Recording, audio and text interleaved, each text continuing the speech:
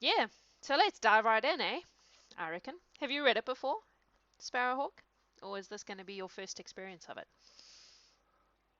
As in the actual book? Yeah. Sweet. Okay, so chapter 1 is called Story of the Door. Mr. Utterson, the lawyer, was a man of a rugged countenance that was never lighted by a smile, cold, scanty, and embarrassed in discourse, backward in sentiment, lean, long, dusty, dreary, and yet somehow lovable.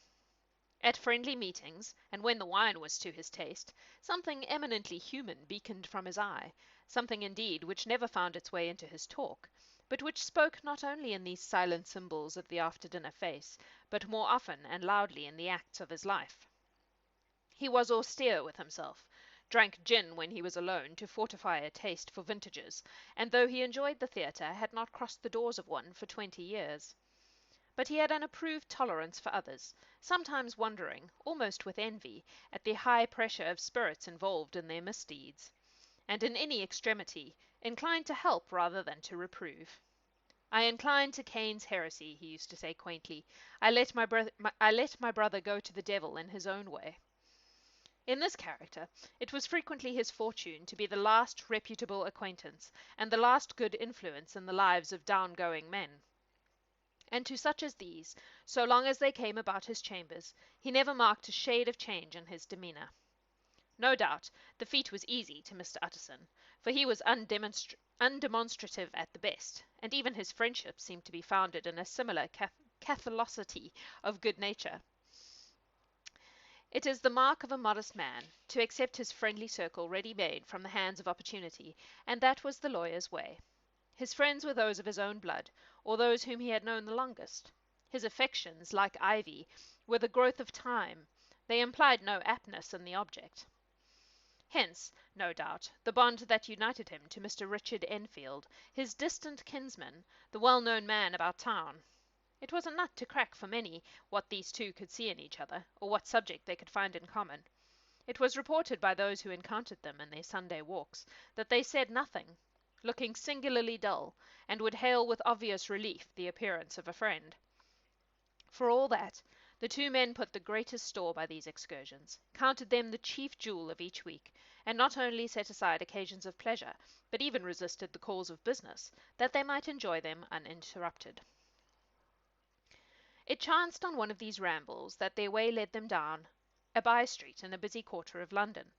The street was small, and what is called quiet, but it drove a thriving trade on the week-days. The inhabitants were all doing well, it seemed, and all emulously hoping to do better still, and laying out the surplus of their gains in coquetry, so that the shop-fronts stood along that thoroughfare with an air of invitation, like rows of smiling saleswomen. Even on Sunday, when it veiled its more florid charms, and lay comparatively empty of passage, the street shone out in contrast to its dingy neighbourhood, like a fire in a forest, and with its freshly painted shutters, well-polished brasses, and general cleanliness and gaiety of note, instantly caught and pleased the eye of the passenger. Two doors from one corner, on the left hand going east, the line was broken by the entry of a court, and just at that point a certain sinister block of building thrust forward its gable on the street. It was 2 stories high, showed no window, nothing but a door on the lower story, and a blind forehead of discoloured wall on the upper, and bore in every feature the marks of prolonged and sordid negligence. The door, which was equipped with neither bell nor knocker, was blistered and distained. Tramps slouched into the recess and struck matches on the panels. Children kept shop upon the steps. The schoolboy had tried his knife on the mouldings, and for close on a generation no one had appeared to drive away these random visitors or to repair their ravages. Mr. Enfield and the lawyer were on the other side of the by-street, but when they came abreast of the entry, the former lifted up his cane and pointed. "Did you ever remark that door?" he asked, and when his companion had replied in the affirmative, "It is connected in my mind," added he, "with a very odd story." "Indeed," said Mr. Utterson, with a slight change of voice. "And what was that?" "Well, it was this way," returned Mr. Enfield. "I was coming home from some place at the end of the world, about 3 o'clock of a black winter morning, and my way lay through a part of town where there was literally nothing to be seen but lamps. Street after street, and all the folks asleep. Street after street, all lighted up as if for a procession, and all as empty as a church. Till at last I got into that state of mind when a man listens and listens, and begins to long for the sight of a policeman. All at once I saw two figures, one a little man who was stumping along eastward at a good walk, and the other a girl of maybe eight or 10, who was running as hard as she was able down a cross street. Well, sir, the two ran into one another naturally enough at the corner, and then came the horrible part of the thing. For the man trampled calmly over the child's body, and left her screaming on the ground. It sounds nothing to hear, but it was hellish to see. It wasn't like a man, it was like some damned juggernaut. I gave a view halloa, took to my heels, collared my gentleman, and brought him back to where there was already quite a group about the screaming child. He was perfectly cool, and made no resistance, but gave me one look, so ugly that it brought out the sweat on me like running. The people who had turned out were the girl's own family, and pretty soon the doctor, for whom she had been sent, put in his appearance. Well, the child was not much the worse, more frightened, according to the sawbones, and there you might have supposed would be an end to it. But there was one curious circumstance. I had taken a loathing to my gentleman at first sight. So had the child's family, which was only natural. But the doctor's case was what struck me. He was the usual cut-and-dry apothecary, of no particular age and colour, with a strong Edinburgh accent, and about as emotional as a bagpipe. Well, sir, he was like the rest of us. Every time he looked at my prisoner, I saw that Sawbones turned sick and white with the desire to kill him. I knew what was in his mind, just as he knew what was in mine, and killing being out of the question, we did the next best. We told the man we could and would make such a scandal out of this, as should make his name stink from one end of London to the other. If he had any friends or any credit, we undertook that he should lose them. And all the time, as we were pitching it in red hot, we were keeping the woman off him as best we could, for they were as wild as harpies. I never saw a circle of such hateful faces. And there was the man in the middle, with a kind of black sneering coolness. Frightened too, I could see that, but carrying it off, sir, really like Satan. If you choose to make capital out of this accident, said he, I am naturally helpless. No gentleman but wishes to avoid a scene, says he. Name your figure. Well, we screwed him up to £100 for the child's family. He would have clearly liked to stick out, but there was something about the lot of us that meant mischief, and at last he struck. The next thing was to get the money, and where do you think he carried us but to that place with the door? Whipped out a key, went in, and presently came back with the matter of £10 in gold and a cheque for the balance on Coots, drawn payable to bearer, and signed with a name that I can't mention, though it's one of the points of my story. But it was a name at least very well known, and often printed. The figure was stiff, but the signature was good for more than that, if it was only genuine. I took the liberty of pointing out to my gentleman that the whole business looked apocryphal, and that a man does not in real life walk into a cellar door at 4 in the morning and come out of it with another man's cheque for close upon £100. But he was quite easy and sneering. Set your mind at rest, says he. I will stay with you till the bank's open and cash the cheque myself. So we all set off, the doctor and the child's father and our friend and myself, and passed the rest of the night in my chambers, and next day, when we had breakfasted, went in a body to the bank. I gave in the cheque myself, and said I had every reason to believe it was a forgery. Not a bit of it. The cheque was genuine. Tut, tut, said Mr. Utterson. I see you feel as I do, said Mr. Enfield.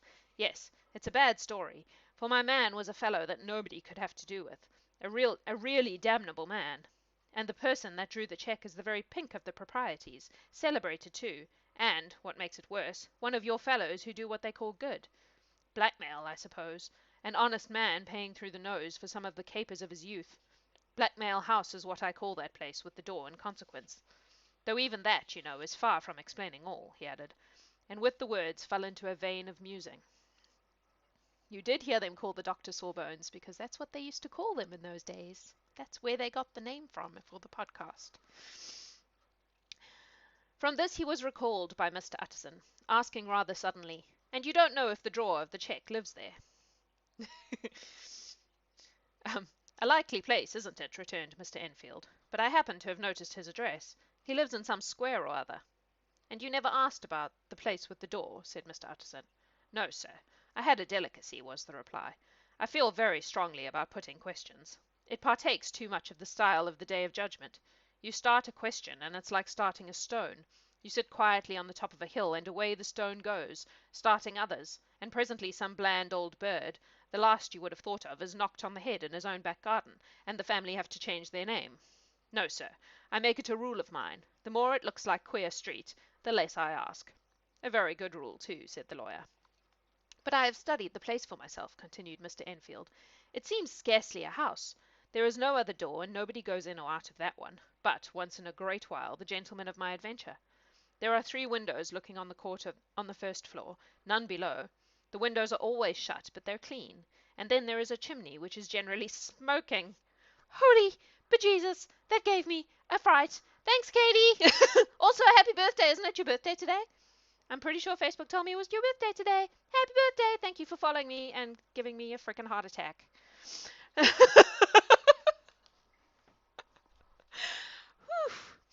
I forgot that I said those sounds. And I haven't changed it since the one shot.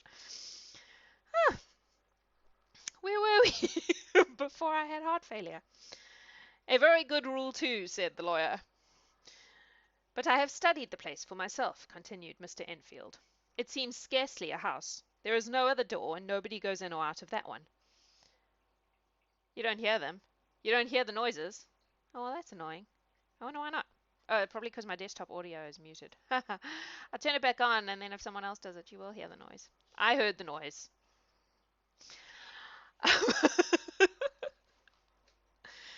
Oh, jeez. Okay.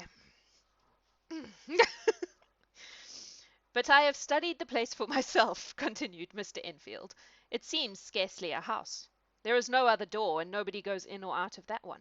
But once in a great while, the gentleman of my adventure. There are 3 windows looking on the court on the first floor, none below. The windows are always shut, but they're clean. And then there is a chimney, which is generally smoking. So somebody must live there. And yet it's not so sure, for the buildings are so packed together about that court that it's hard to say where one ends and another begins. The pair walked on again for a while in silence, and then, Enfield, said Mr. Utterson, that's a good rule of yours. Yes, I think it is, returned Enfield. But for all that, continued the lawyer, there's one point I want to ask. I want to ask the name of that man who walked over the child. Well, said Mr. Enfield, I can't see what harm it would do. It was a man of the name of Hyde. Said Mr. Utterson. What sort of a man is he to see? He is not easy to describe.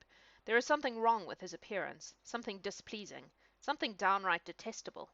I never saw a man I so disliked, and yet I scarce know why. He must be deformed somewhere. He gives a strong feeling of deformity, though I couldn't specify the point. He's an extraordinary-looking man, and yet I really can name nothing out of the way. No, sir, I can make no hand of it. I can't describe him. And it's not want of memory, for I declare I can see him this moment. Mr. Utterson again walked some way in silence, and obviously under a weight of consideration. You are sure he used a key? He inquired at last. My dear sir, began Enfield, surprised out of himself. Yes, I know, said Utterson. I know it must seem strange. The fact is, if I do not ask you the name of the other party, it is because I know it already. You see, Richard, your tale has gone home.